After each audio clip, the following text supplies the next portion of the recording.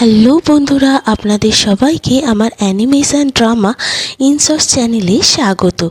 আজ আমি আপনাদের সাথে স্পাইডারম্যানের কয়েকটি রোমাঞ্চকর স্টোরি তুলে ধরলাম। আশা করি আপনাদের এই ভিডিওটি পছন্দ হবে। চলুন কথা না বাড়িয়ে পরপর ভিডিওগুলি শুরু করা যাক। ভিডিওগুলি পছন্দ হলে অবশ্যই আমার চ্যানেলটিকে সাবস্ক্রাইব করে রাখবেন। একদিন নিউ ইয়র্কের ব্যস্ত রাস্তায় একটি ছোট্ট শিশু তার বেলুনটিকে নিয়ে ঘুরছিল। হঠাৎ করে একটি দ্রুতগামী ট্রাক এগিয়ে আসে। তখন আশেপাশে থাকা লোকজনেরা ভয় পেয়ে যায়। এই সময় স্পাইডারম্যান উঁচু ভবন থেকে ঝাঁপ দিয়ে এগিয়ে আসে এবং বিদ্যুতের গতিতে সেই শিশুটিকে তার কোলে নিয়ে নিরাপদ আশ্রয়ের দিকে লাফিয়ে পড়ে। বেলুনটি ওপরে ভেসে ওঠে এবং ট্রাকটি কিছু দূরে গিয়ে থেমে যায়। শিশুটি স্পাইডারম্যানকে শক্ত করে জড়িয়ে ধরে ফিসফিস করে বলে ধন্যবাদ।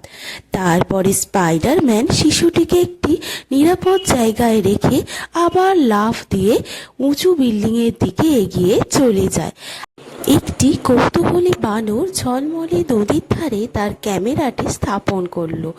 হাই গাইস, আপনাদের সবাইকে জঙ্গল ব্লগসে স্বাগত।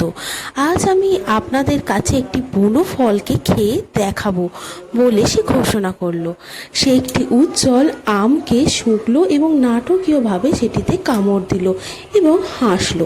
তারপর সে একটি টক বেরিকে চেষ্টা করলো খাওয়ার এবং খুব মজার একটি মুখ তৈরি করলো।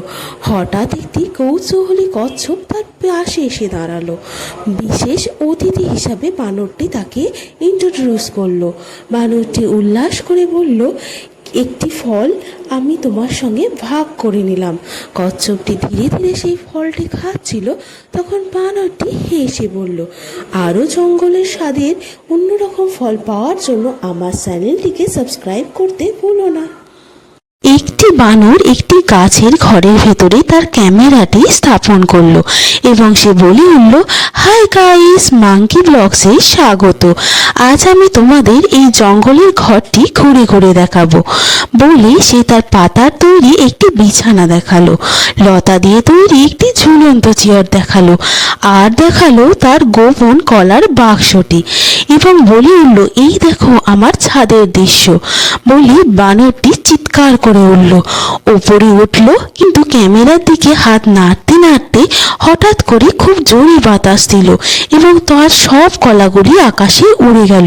বানরটি হেসে বলল, আচ্ছা, এই দেখো আজকের ব্লগের নতুন সুপার ডুপার বাম্পার হিট দৃশ্য।